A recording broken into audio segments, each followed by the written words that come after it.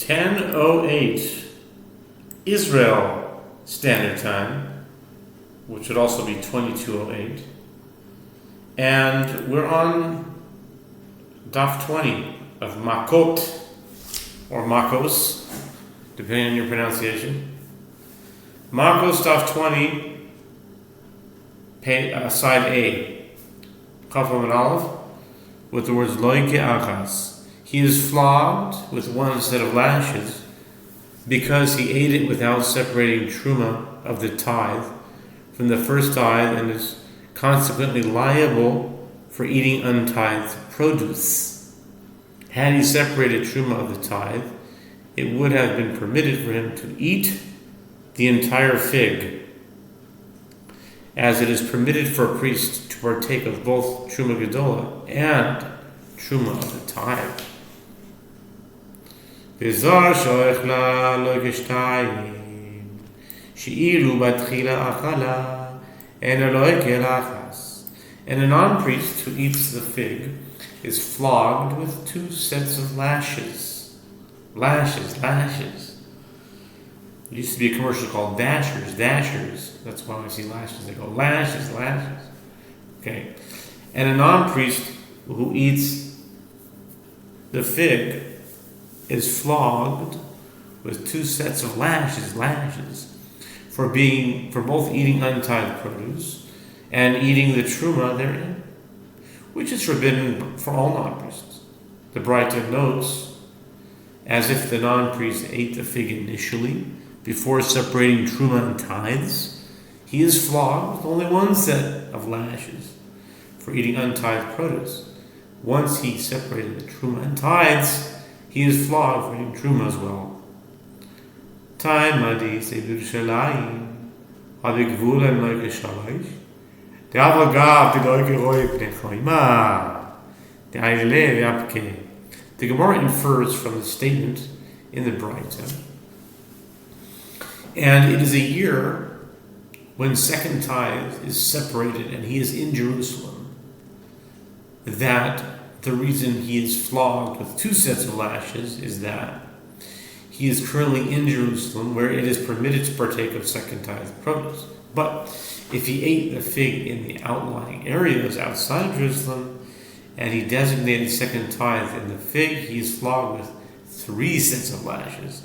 It is apparent that even if this second tithe produce has not entered within the wall of Jerusalem, one is liable to receive lashes for its consumption.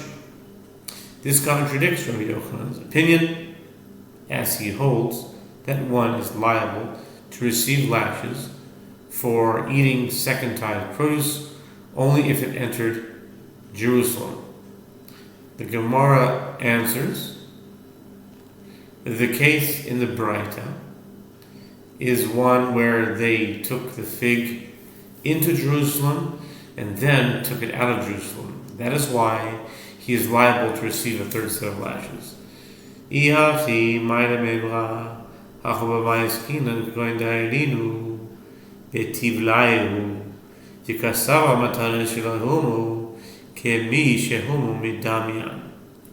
Gemara asks,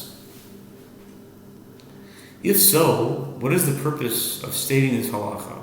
If the fig entered and exited Jerusalem, there is no novel element in the fact that one is liable to receive lashes.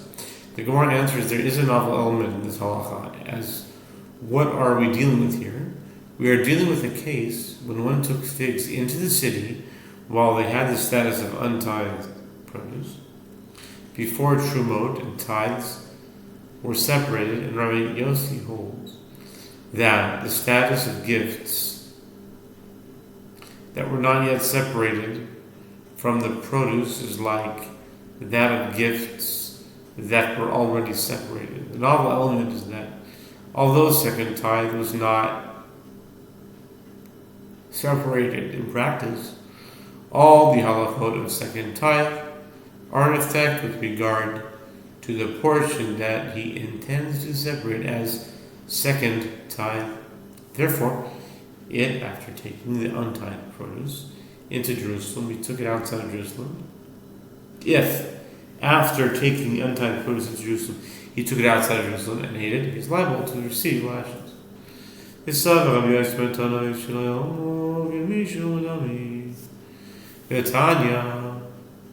Rabbi Shimon ben Yehuda Omer, Yehoshua Yossi, Lo nechluku bei Shammai ובית הלל על פירוס שלא נגברה מלאכתן ועברו בירושלים שיפדה מעשר שני שלהן ויאכלן בכל מקום.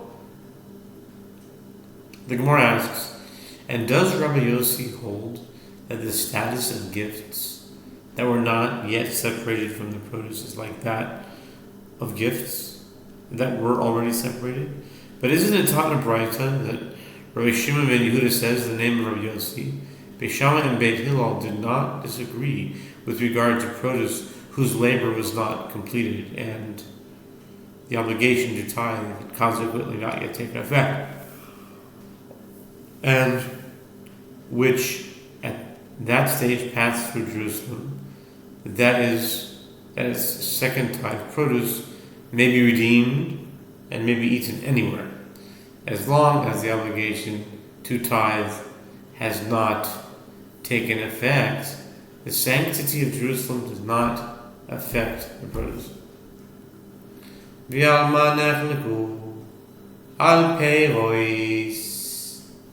Wow, it's a big dog.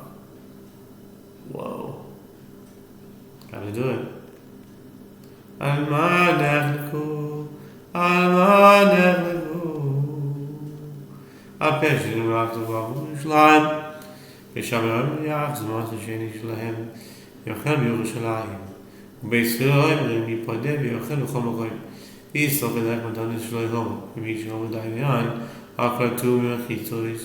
With regard to what case did they disagree?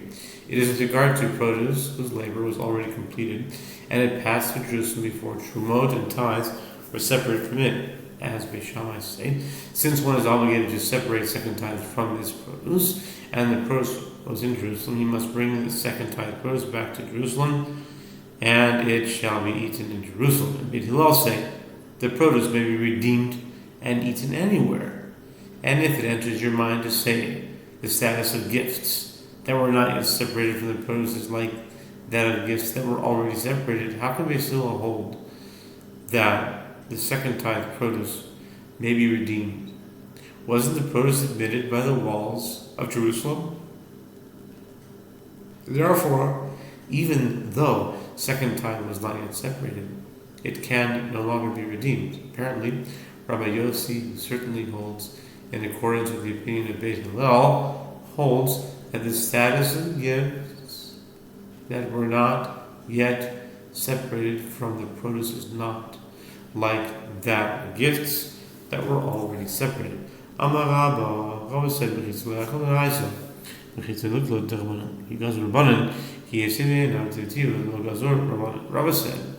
Rabba said, the halacha of the law with regard to eating second-hand produce, meaning the second-hand produce may not be eaten outside the wall of Jerusalem, is by Torah law. The halacha of the wall with regard to the admitting of second-hand produce, meaning that once the produce enters within the wall of Jerusalem, it may not be redeemed or taken beyond the wall, is by rabbinic law.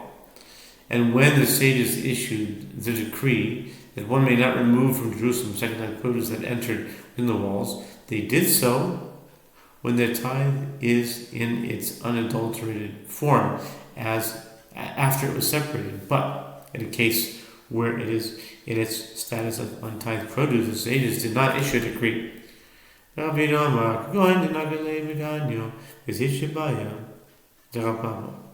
Ravina said, Yossi is referring to the case of second tithe produce that was already separated and brought into Jerusalem, and the novel element of his statement is that he is referring to a fig that was not physically taken into Jerusalem. Rather, it is a case where one is holding the fig on a reed outside of Jerusalem while he is standing inside Jerusalem, and resolve the dilemma of Rav Papa 19b and conclude that if one is standing inside Jerusalem and holding the second tithe outside the city on a reed, it is as though the produce entered the city.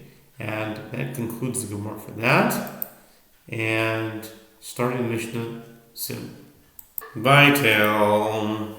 We're starting a new Mishnah. The Mishnah says, Zog der Mishnah koch v'oy sheva mekev pas v'oy shoy pamash kus pas kanoi ve'asoyret tzrita achas al hameis chayov sorat tzrita achas al chamisha meisim o chamesh tzritois meis echad chayav al kol achas v'achas. The Mishnah says, one who creates a bald spot on his head and one who rounds the edge of his head by shaving the hair adjacent to the ear, and one who mars the edge of his beard, and one who cuts one incision in a display of mourning over the dead, are all liable to receive lashes. If he cut one incision over 5 dead people, or 5 incisions over 1 dead person, he is liable. Whoa. He is liable to receive lashes for each and every one.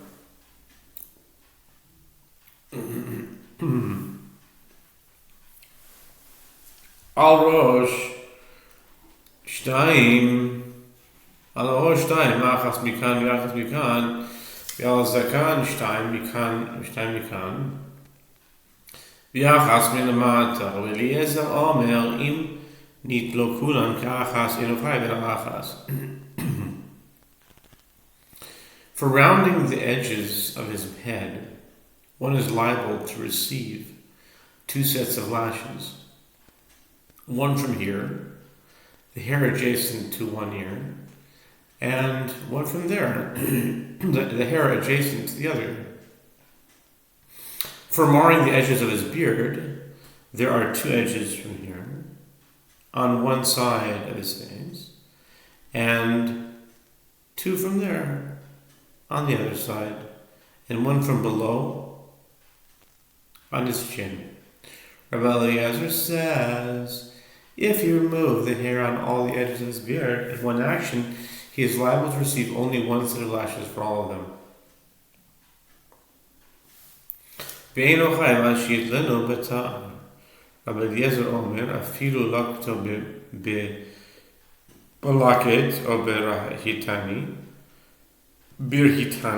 birhitani chayiv. And one is liable for marring the edges of his beard only if he removes the hair with a razor. Rabbi Eliezer says, even if he removed the hair with tweezers, or malket, or with a plane, or hitni, he is liable to receive lashes. Okay. The Gemara says, Tanarabanan, Lo yirkehu, Yachal vilu koach, 4 ו5 grichois, Lo yeh chayav elachas. Talmud loimer korcha.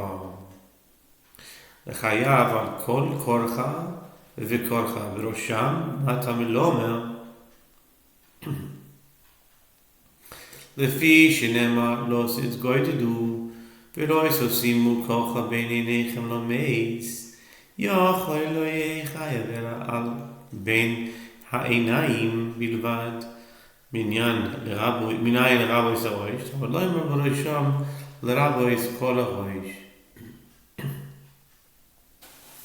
Okay, the Gemara says that the sages taught in Brisa from the verse concerning priests, they shall not create a bald spot on their heads. Leviticus 21:5.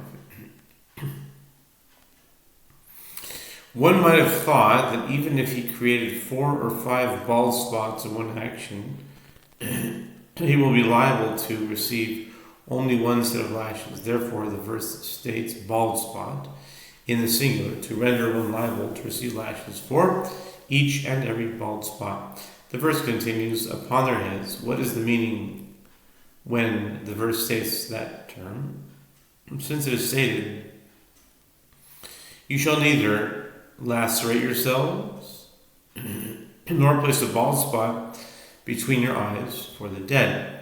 Deuteronomy 14:1. One might have thought then that one would be liable only for placing a bald spot between the eyes. From where is it derived that the prohibition includes placing a bald spot on the entire head?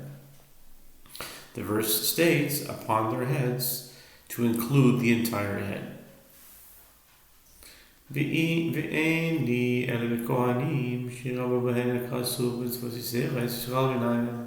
And I have derived this prohibition only with regard to priests, for whom the Torah established numerous additional mitzvot, since the verse, they shall not create a bald spot, is written in the context of the halachot of priests. From where do I derive that a non-priest is also liable for violating that prohibition? Nemar kan korcho, v'nemar lahalon korcho, ma lahalon chayov, al kol korcho v'korcho, v'chayav roish, ki bein ha'inayim, af kan chayav al kol korcho v'korcho, v'chayav roish, ki bein ha'inayim, ma lahalon al-meis, af kan al-meis. Bald spot is stated here, Deuteronomy 14:1, with regard to non-priests, and bald spot is stated there with regard to priests. Just as there with regard to priests, one is liable for each and every bald spot that he creates, and he is liable for a bald spot created anywhere on his head, as he is for a bald spot created between the eyes. So to here, with regard to a non-priest, one is liable for each and every bald spot that he creates, and is liable for a bald spot created anywhere on his head, as he is for a bald spot created between the eyes. Just as there with regard to non-priests. The prohibition is stated with regard to creating a bald spot as an expression of mourning over the dead. So to here, with regard to priests, the prohibition is stated with regard to creating a bald spot as an expression of mourning over the dead. The